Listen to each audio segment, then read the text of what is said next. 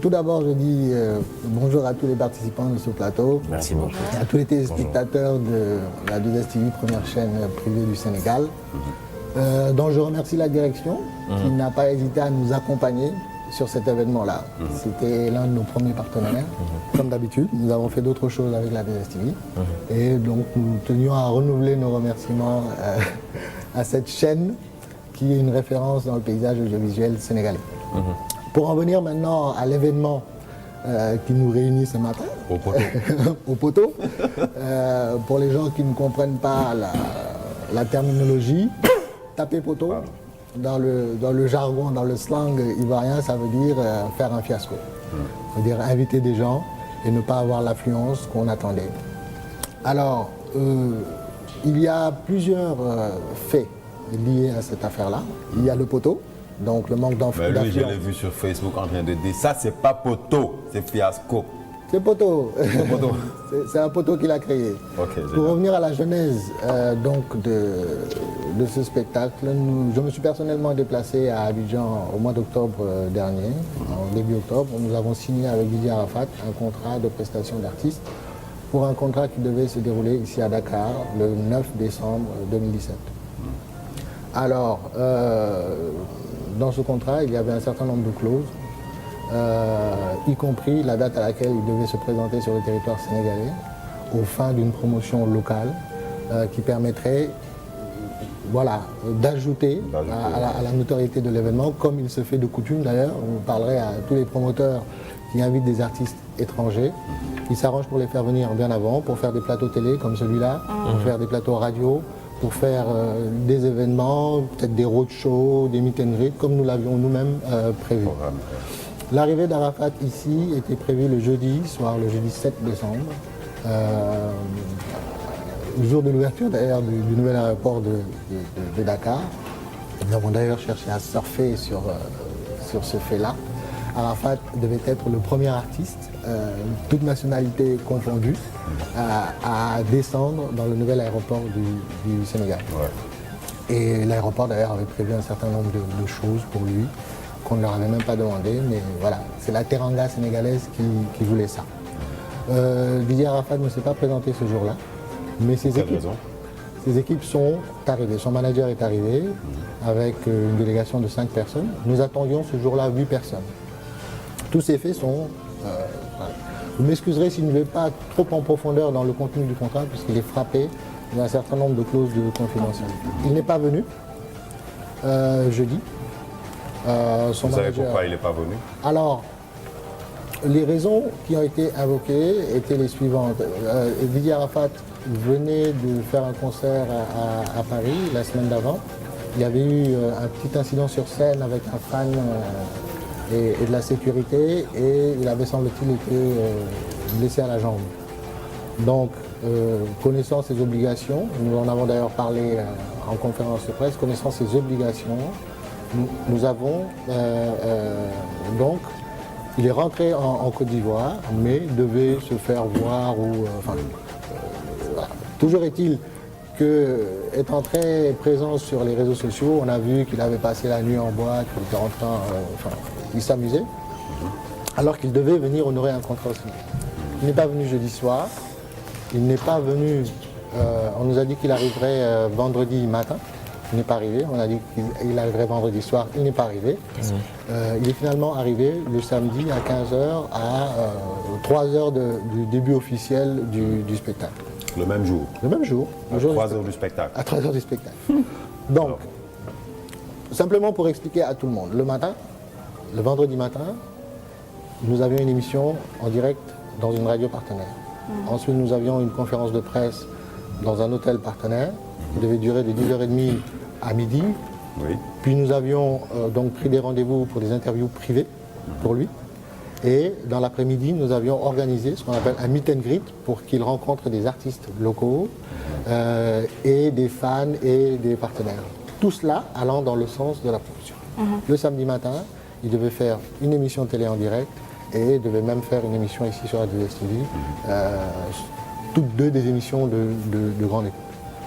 Donc, à partir du moment où nous avions prévu ce programme-là et avions largement communiqué sur la tenue des événements inscrits à son programme depuis son arrivée, nous avons dû annuler, reporter, et cela a créé un doute dans la tête du public ciblé. Et pourquoi est-ce que c'est structurant? Parce qu'effectivement, Didier Arafat porte un lourd historique de no-show, de rendez-vous manqués, voilà. Alors, vous me demanderez pourquoi est-ce que je suis allé choisir un artiste qui est instable. Nous choisissons nos line-up, nos artistes, par rapport à des faits strictement liés à leur notoriété artistique. C'est le meilleur artiste ivoirien, il est suivi par des millions de personnes sur les réseaux sociaux, il a gagné une multitude de prix et les gens qui l'aiment sont fortement représentés, font partie de communautés qui sont fortement représentées ici au Sénégal. Mais justement, en parlant de communauté, il y a une très forte communauté ivoirienne au Sénégal, que je salue d'ailleurs au passage. Donc cette communauté, elle est très forte et on ne l'a pas vu au concert. Déjà, on ne l'a pas vu au concert de Didier Arafat.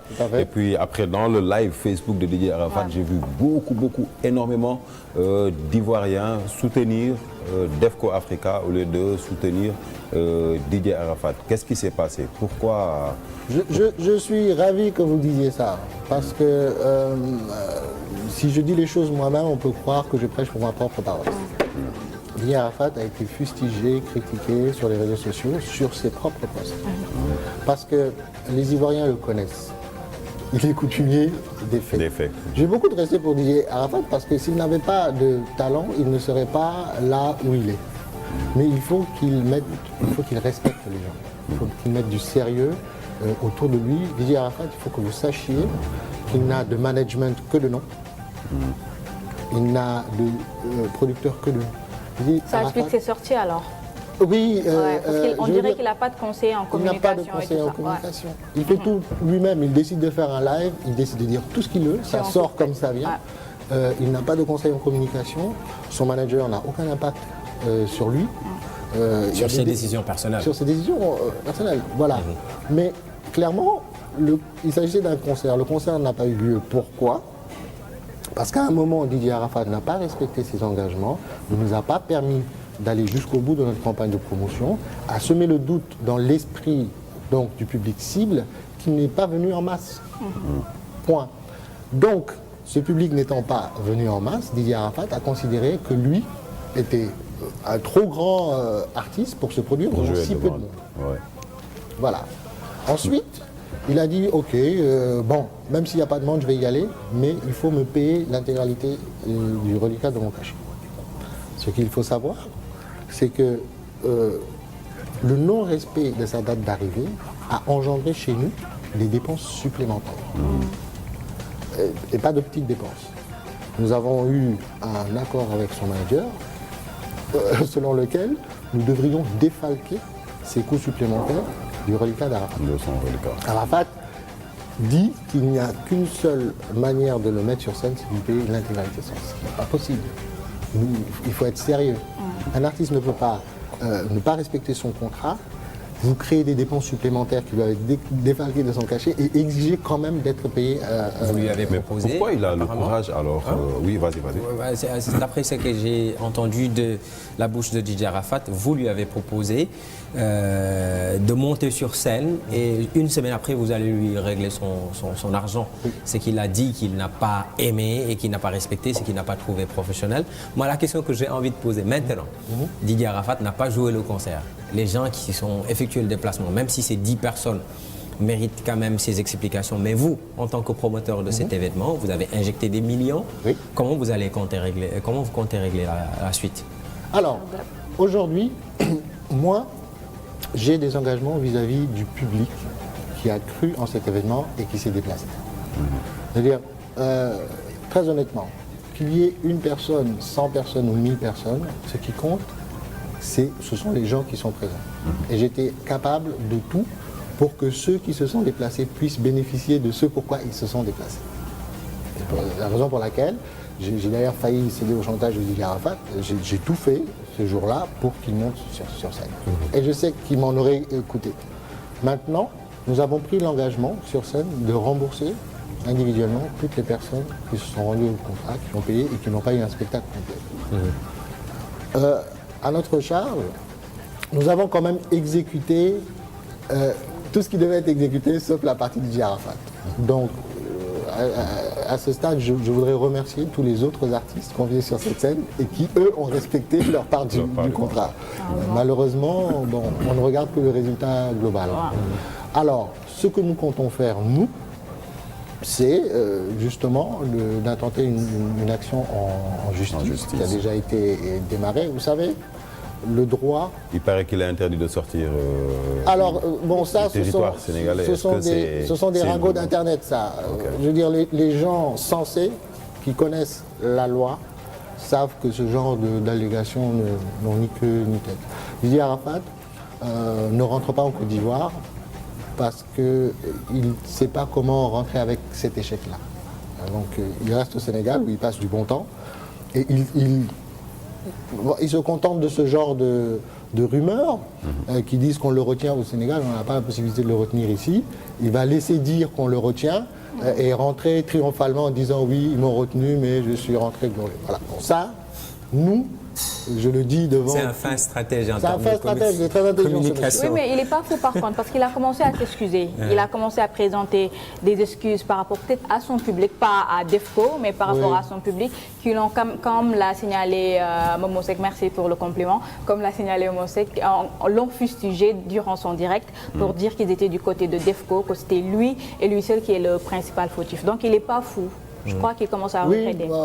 Voilà. Donc pour en revenir justement aux actions que nous allons tenter. Donc, très rapidement, parce qu'on a un artiste qu'on va vous présenter aujourd'hui, qui peut-être quand vous allez bientôt signer d'ailleurs. Voilà. Oui, d'accord. Peut-être vous aurez l'occasion de le faire monter sur scène. Voilà, juste pour terminer, donc nous avons entamé une procédure où il s'agira de la signer en réparation des préjudices qu'il nous aura fait subir. Bon. Maintenant, le juge chargé de l'affaire décidera du bien fondé de notre demande et ensuite statuera sur les modalités de paiement de dommages et intérêts. Donc c'est une affaire maintenant qui va se régler au niveau de la justice. Nous ne retenons pas Didier Arafat au Sénégal, il est là de son plein gré. Donc il ne faut pas qu'on nous accuse de le retenir, nous n'avons même pas la possibilité de le faire. Il est libre de rentrer chez lui, je pense qu'il préfère rester un peu, laisser les choses se calmer avant de rentrer chez lui. Mais voilà, notre version des faits. Et la lumière sera faite sur cette affaire au sein des... C'est pas grand de sa part. Et vous aussi, je l'ai dit l'autre jour, vous n'étiez pas là, Kadja nous a amené cette information. J'ai dit c'est aux promoteurs qui amènent ces genres d'artistes-là qui, par exemple, si par exemple il y a des artistes au Sénégal qui marchent, qui peuvent vous faire générer beaucoup d'argent aujourd'hui. Si vous investissez sur ces jeunes-là, vous pouvez avoir 10 000 fois mieux que Didier Arafat, je ne sais pas. Mais bon, c'est ma vision des choses. Peut-être que ça peut ne pas être le cas chez vous. Si vous étudiez les projets des promoteurs au cas par cas, c'est une déclaration qui est pertinente. Enfin, si vous étiez dans le secret, nous, de notre roadmap 2018, il y a plus d'événements concernant des artistes sénégalais que d'événements concernant des artistes étrangers.